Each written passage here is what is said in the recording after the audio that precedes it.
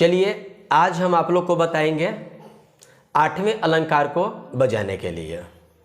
तो सबसे पहले हम ये आप लोग को जानकारी दे दें कि पिछले वीडियो में हम सातवें अलंकार तक बजाने के लिए बता चुके हैं। अब हम आज आप लोग को आठवें अलंकार बजाने के लिए बताएंगे। तो चलिए हम लोग आठवें अलंकार को कैसे बजाते हैं उसे देखते हैं। क्योंकि सातवें अलंकार तक हम जब बजाने के लिए जब बताए थे तो हम ये बताए थे कि नी से हम लोग लौट जाते हैं। थोड़ा सा इसको हम लोग देखेंगे। अब आप लोग ये कह सकते हैं कि सर जी आप बिना मतलब के टाइम को बर्बाद कर रहे हैं, वो चीज़ तो आप बता ही चुके हैं, लेकिन हम यहाँ पर इसलिए बता रहे हैं कि चूंकि आपको समझ में आ जाए कि सातवें अलंकार के बजाने के बाद में पुनः हम लोग सरगम को बजा करके फिर आठवें अलंकार में कैसे हम लोग चेंज करेंगे। थोड़ा सा अंतर तो है, तो इसलिए हम आप लोग को ये बताना चाह रहे हैं। तो आप लोग को हम समय को बर्बाद न करते हुए हम जल्दी से बता देते हैं कि सातवें अलंकार को हम लोग कैसे बजाए थे और इसके बाद में आठवें अलंकार को पुनः बजाने के लिए बताएंगे। आइए, सातवां अलंकार आपका जो पिछले वीडियो में बताए थे यही था। सा रे गा मा पा धा नी सा नी धा पा मा गा रे सा, ये सातवां अलंकार था। हम लोग यहां से जा रहे थे सा रे गा मा पा धा नी सा, और इसके बाद में हम लोग फिर सा को नहीं चाप रहे थे, बल्कि नी धा पा मा गा रे सा, बस यही चीज को समझना है। अब आइए हम आप लोग को बताते हैं एक बार पुनः कि कैसे हम लोग सरगम बजाते हैं। सा रे गा मा पा धा नी सा नी धा पा मा गा रे सा। पहला हम लोग सरगम इसी प्रकार बजाने के लिए सीखे थे, सा रे गा मा पा धा नी सा नी धा पा मा गा रे सा। अब हम लोग आठवें अलंकार को बजाएंगे और इससे आप ध्यान से देखिएगा।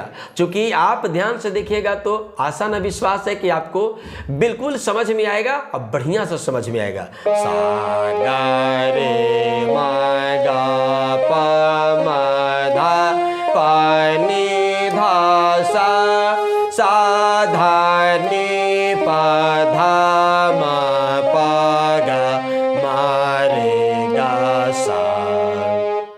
हम लोग एक एक रीड को छोड़ करके आठवें अलंकार को बजाएंगे।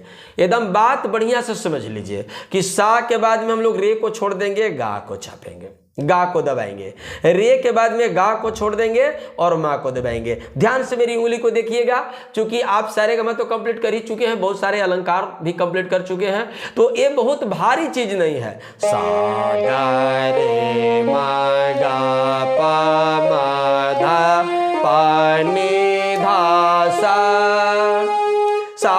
धा नी पा धा मा पा गा मा रे गा सा। अब इस अलंकार को बजाने से फायदा क्या है, हम लोग थोड़ा सा फायदा के बारे में चर्चा कर लेंगे। अब जैसे आप कोई भी गाना बजाते हैं तो डायरेक्ट तो सारे गामा लगातार तो नहीं रीड बजता है। अब उसमें बीच बीच में क्या होता है कि अंतर, आपका सा बजा तो पता चलेगा कि पा बजा, और जब आठवें अलंकार ऐसे अलंकार का आपका रियाज नहीं रहता है तो सा का आवाज तो मिलता है, सा से डायरेक्ट पा पर जाना है तो आपका आवाज पा से नहीं मिल पाता है, और जिसके चलते संगीत गीत को गाने में कठिनाई महसूस होता है। तो इससे ये फायदा है कि अगर ऐसे अलंकार को अगर मन लगा के आप अगर सीख लेते हैं बढ़िया से मेहनत करके, और यदि आप इसे सीख लेते हैं तो आप चाहे लोकगीत हो, फिल्मी गीत हो, भोजपुरी गीत हो, इसे आप सुर लगा सकते हैं, कहीं से भी आप बजा सकते हैं, वहां तक आपका आवाज बहुत ही आसानी से पहुंच जाएगा। अब जैसे हमको सा है तो सा के बाद में हमको रियाज है रे बजाने के लिए, लेकिन रे बज नहीं रहा है, क्या बजाना है, गा बजाना है। अगर कोई गाना में सा से हम अगर उठाते हैं और हमें रे छोड़ करके गा पर या मां पर जाना होगा तो बिल्कुल हमारा आवाज वहां पर लग जाएगा, क्योंकि हमारा रियाज ऐसा हो चुका है। तो बिल्कुल फिर एक बार आप इसे ध्यान से देखिए और आप इसको सीखिए। सा गा रे मा गा पा मा धा पा नी धा सा धा नी पा धा मा पा गा मा रे गा सा। तो ये आपका आठवां अलंकार हुआ।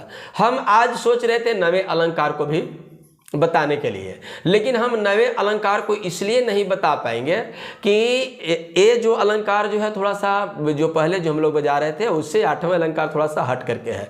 तो इसे आप बढ़िया से मेहनत करके इसे सीख जाइए और हम फिर भले कि हम अगले वीडियो में 9वें और 10वें अलंकार दोनों को बता देंगे, लेकिन थोड़ा सा चेंज हुआ है तो आपको थोड़ा सा टाइम भी लेना पड़ेगा और टाइम देना भी पड़ेगा।